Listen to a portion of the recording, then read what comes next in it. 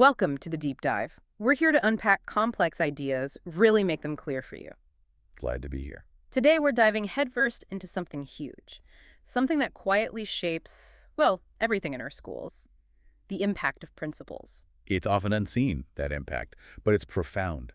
They really mold the culture, guide learning. And fundamentally influence whether students thrive. So our deep dive today, it's all about transforming how we prepare these vital leaders. But with a really crucial focus this time, equity. Exactly. Equity. Really? We're exploring how powerful partnerships, different organizations working together are making this change happen. And it's not just what they did, right? It's the how they navigated bumps, learned together. And sparked real change. Our map for this journey is a brand new dissertation from Aziz Alaluddin. Networking for Equity, investigating a nationwide initiative to redesign school principal preparation programs in the U.S. A deep title for a deep study. It really is. And our mission here is to understand how these collaborations tackle those systemic inequities in leadership. We're focusing on the Wallace Foundation's Equity-Centered Pipeline Initiative. ECPI for short. Right, ECPI. Okay, let's unpack this a bit. Why is principal preparation so incredibly crucial, especially when we talk equity? It's foundational. Think about it. Research keeps telling us principal quality is second only to teacher quality in affecting student achievement. Second only to teachers. Wow. Yeah. Principals are, the main agents in reducing those gaps, fostering inclusive environments, especially in high-poverty schools. So they're the ones who can really drive change. Exactly. We need what researchers call equity-centered leadership. It's about transforming the whole school, the culture, the curriculum, the policies, to really serve all students. Particularly those who've been marginalized. Precisely. Okay, so principals are the linchpin. But what was wrong with the old way? You said traditional programs missed the mark. Oh, they definitely did. It's a big criticism you hear a lot. These traditional principal preparation programs, the PPPs. PPPs, okay. They're often just too academic, too theoretical, Like learning from a textbook, but not the real world. Exactly. They weren't really equipping leaders with the hands-on skills needed for the complex, messy reality of running a school today. Things like Building a positive school climate, really developing teachers effectively, engaging diverse communities in meaningful ways. Those practical skills were often missing. So the call got louder for something different. Incredibly loud. For more practice-oriented, equity-focused training with really robust, real-world clinical experiences, like actually doing the work. Which leads us to the solution that seems kind of obvious now. Partnerships. Interorganizational partnerships, yeah. Bringing everyone to the table. Districts, universities, state agencies, community groups. All of them. All of them. The idea is to bridge that gap we talked about between the theory you learn in a university course and the practice, what actually happens day to day in a school. And the ECPI initiative is a prime example of this. A fantastic example. It's nationwide, backed by the Wallace Foundation. It involves 8 district partnership teams, DPTs. DPTs, got it. In large urban districts across the U.S. Each team is collaborating, working together to build these comprehensive principal pipelines, but with that explicit focus on equity. Have efforts like this worked before? Yeah, previous initiatives showed really strong positive impact, so there's good reason to believe this model can work. Okay, so they partner up, but what makes these partnerships special? You mentioned something about learning systems. Right, this is what's really fascinating. They're not just sharing resources like, here's a curriculum outline. They're explicitly designed as collective learning systems. Collective learning systems, like a group brain. Sort of. Imagine diverse minds constantly feeding information back and forth, adapting, improving together. It's that continuous feedback loop that's so vital for real sustainable change. And Alaluddin's dissertation gets into the how of that learning using this idea called boundary crossing. What is that exactly? Yeah. Boundary crossing. It's a really useful lens. It helps us understand the very real sociocultural differences between organizations. Like how a university thinks and operates versus how a school district does. Very different worlds sometimes. Totally different, and those differences can create, friction or discontinuities, as the theory calls it. And friction sounds bad, though. But here's the key insight. This theory doesn't see those differences just as obstacles. It sees them as potential resources. Resources? How? Because when people step out of their comfort zone, their familiar domain, and into someone else's world, it forces reflection. It challenges assumptions. And that's often where genuine innovation sparks. Ah, okay. Like seeing your own work through fresh eyes because someone asked a question you never considered. Exactly that. So the dissertation starts by actually mapping these networks, like drawing the lines between who's connected to whom using social network analysis. That's the first chapter. Luden basically acts like a social network detective for all 8 ECPI teams, mapping connections over time, from 2022 to 2023. And what did that first map look like at the very beginning? Well, initially it was pretty sparse. You saw distinct clusters, but they mostly involved universities and these technical assistance providers, specialized experts. And the school districts, where were they? They were actually more on the periphery at time 1 Yeah. in 2022. It suggests they were maybe leaning more heavily on the universities and TA providers for expertise early on. So districts on the sidelines at first. Did that change? Did they move towards the center? Oh, absolutely. That's one of the big findings. Over time, especially by 2023, the network became much, much denser, more interconnected. How so? School districts emerged as key brokers. They weren't just at the end of the line receiving info. They were actively building stronger direct ties with universities and reaching out, expanding collaborations to state agencies, even community orgs. So they went from the edge to the middle, connecting everyone? Pretty much. It shows a shift towards a much more cohesive, less fragmented network overall. Districts were really starting to drive the connections. That's a significant evolution. What actually fuels these connections? What makes them stick and gain momentum? The analysis, using these sophisticated models called SO, pointed to a few key things. Both internal network dynamics and external factors mattered. Okay, like what? Internally, reciprocity was huge. If University A reached out to District B was highly likely to reach back. Mutual partnerships. Makes sense. And also transitive triplets. That's like if A connects to B and B connects to C, there's a strong tendency for A and C to connect directly too. It closes the loop, builds clusters. So networks tend to get tighter over time. Exactly. That reciprocity effect was really strong. The odds of a mutual tie forming were over 22 times higher. That's a big deal for building collaboration. Any external factors? Yeah, role similarity was important too. People or organizations doing similar jobs tended to connect more easily, finding common ground. But it's not all positive, right? You mentioned potential downsides to networking. That's a crucial caution in the research. While networking builds trust and helps resources flow, it needs careful management. Or else, what are the shadows in the network? Well, if you're not careful, networks can accidentally reinforce existing power imbalances. You might get exclusionary cliques forming. Like insiders and outsiders. Exactly. Or you might have unequal participation masked because the structure looks collaborative on the surface, especially if the roles of the people bridging those boundaries aren't clear or supported. And in networks with clear hierarchies, like a big university partner. A dominant organization, even with good intentions, could end up monopolizing information or having too much influence on decisions. It requires conscious effort to keep it equitable. Okay, so we've mapped the who and what of the networks. But the really fascinating part is the how. How do these different groups actually learn together across those boundaries? Right, moving beyond the structure to the process. And that brings us to the deep dive into one specific district, Green Public Schools, or GPS. Chapter 2. Luden does a qualitative case study of the GPS partnership team. Really gets into the weeds of how these partnerships drive actual institutional change. Using those boundary-crossing learning mechanisms you mentioned. Yes. Identification, coordination, reflection, and transformation. And looking at how these play out at different levels, individual, interpersonal, institutional.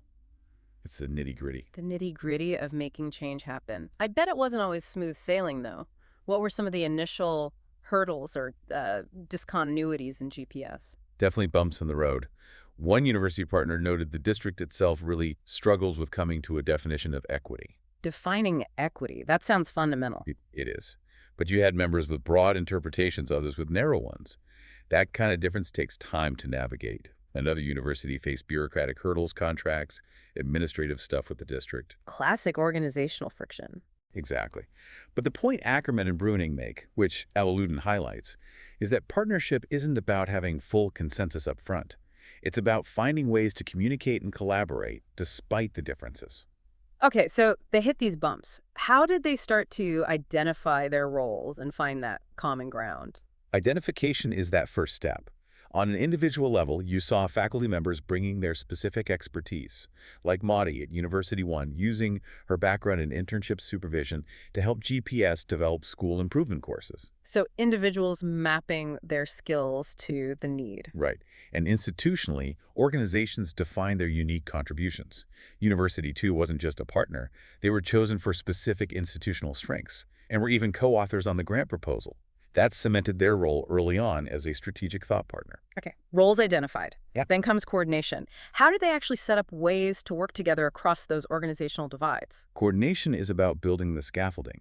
Institutionally, both universities set up regular structured meetings for the DPT, monthly for one, biweekly for the other. Bringing everyone together consistently. Yes, district folks, university folks, state reps, community partners. These meetings became the forum for hashing out things like that equity definition, working on reports, coordinating action. And personally, Yeah. between individuals. You saw key one-on-one collaborations, like Kelly from University 2 working closely with Diana, the chief equity officer at GPS. That personal connection helped broaden GPS's view of equity beyond just instruction to something more systemic. So individual relationships can really shift the bigger picture. Absolutely. They can shape institutional decisions subtly but powerfully. Right. Identifying, coordinating, then reflection. Where did they pause and think, okay, is this working? What do we need to change? Reflection happened in different ways. You had individuals reflecting, like a university person initially just focused on GPS, but then realizing the project's broader potential for all students. A perspective shift. Seeing the bigger impact. And institutions reflected too. University One realized equity shouldn't be a separate topic, but needed to be infused through all of the different courses, woven into the fabric. Not just an add-on. Exactly. University 2, by really listening to GPS, grasped that equity had to be part of daily decision-making. They also looked at a mentor university and had an aha moment about needing a more structured program for assistant principals. That kind of self-assessment is crucial. So reflection leads to adjustments. Finally, transformation. What actually changed on the ground? What were the tangible systemic results? This is where the learning turns into concrete action. Equity became truly foundational in leadership training, embedded systemically, aligned with state standards. So it wasn't just talk. No. University 2 found a misalignment between their existing programs and current equity standards, leading them to rework programs, push for alignment across different leadership pathways. Updating older models. Yes. And University One shifted from a very flexible program to a structured cohort model. Why the change? For more consistency in training, stronger peer learning among the aspiring principals. And crucially, they worked with GPS to find people who were almost principal-ready, but blocked by hurdles. Like stuck just before the finish line. Exactly. They provided support, brought them into the cohort, actively removed those barriers. That's real transformation-changing systems to open doors. That GPS story is incredibly detailed, but the dissertation doesn't stop there, does it? It compares different partnerships. Right. Chapter 3 takes a comparative look at 2 other district partnership teams, Erie City Schools, ECS, and Huron School District, HSD. ECS and HSD. What can we learn by comparing how these different networks operated? This chapter cleverly blends the network analysis with qualitative insights. It compares ECS, serving mostly Hispanic Latinx students, with HSD, serving mostly white students. Both are West Coast districts in the ECPI. And the focus is still on coordination leading to learning and change. Precisely. How coordination functions as both an initial mechanism and a driver for learning and program changes, but maybe differently depending on the network. So how did their networks differ structurally, even though they're part of the same big initiative? They looked quite different on the network maps. ECS's network, though slightly smaller in terms of organizations, was much denser, way more connections between the players. More tightly knit. Much more. And ECS had significantly higher network centralization than HSD. Centralization meaning? Meaning interactions in ECS likely revolved around a few key central actors, maybe influential district leaders, or a specific university partner. HSD's network was more decentralized, more spread out. Interesting. Any difference in diversity? Slight differences. ECS had a bit more role diversity within its tighter structure, while HSD involved a greater variety of types of organizations overall. So different structures, different dynamics. Okay, different structures. But how did coordination within these different structures still lead to reflection and that deeper learning? That's the fascinating part. The learning happened in both, just maybe channeled differently.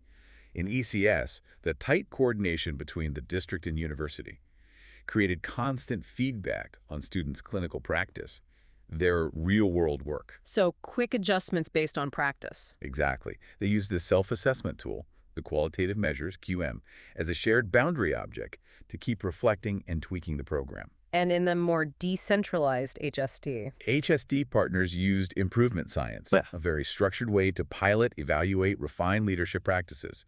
They were relentlessly collecting data, Yeah. collectively learning from successes and challenges, as their application put it. So more formal data collection and analysis driving reflection. It seems so. Their University D also found those QM results extremely valuable for planning improvements. So different paths, but both using coordination to fuel reflection.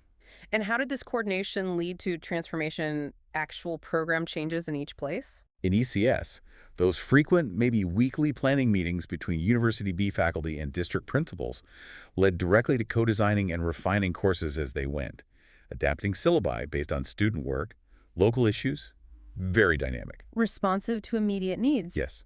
In HSD, coordination with their mentor university prompted them to reshape their QM team based on feedback. University C focused on improving clinical practice, specifically working to align them with racial equity and raising racial consciousness. So transformation was still happening, but maybe through different mechanisms linked to their network structure. It seems that way. Sustained coordination drove changes tailored to their unique contexts and structures. Whether centralized or decentralized, the collaboration was key. This has been incredibly insightful. So wrapping this up, what does this all mean for you, our listener? You're hearing about networks, boundary crossing, learning mechanisms. How does this connect? Well, this deep dive into Al Luton's work really shows the complex, layered journey of redesigning something as crucial as principal preparation for equity. It's not simple. Right. You've got the big picture network evolution. From mapping the networks in Chapter 1, Then the deep dive into the learning process within one partnership. understanding the multi-level learning in Chapter 2, And finally, comparing the different change pathways based on structure. comparing coordination and transformation in Chapter 3. The big takeaway is that these intentional collaborative approaches, they aren't just nice-to-haves. They seem truly foundational for meaningful change. They're the engine, really. Absolutely. They drive the progress. And it's clearly not a one-time fix, is it? You set up the partnership and walk away. Definitely not. The research hammers this home. Coordination requires continuous negotiation, facilitation, and adaptation. It's constant work. And the best way to structure it isn't one size fits all. No, the optimal structure depends on context, capacity, and the equity commitments of the participants. What works for a tight, centralized network like ECS might not be right for a decentralized one like HSD. It has to fit the situation. Which leads to a final thought for you, our listener. Thinking about your own work, maybe your community, or even just your own learning journey. Where might consciously identifying, coordinating, reflecting, and transforming across different boundaries, those points of difference or potential friction, unlock new possibilities? Possibilities for equity, for impactful change. What could you learn by actively trying to bridge those divides, even when, maybe especially when, it feels a bit uncomfortable at first?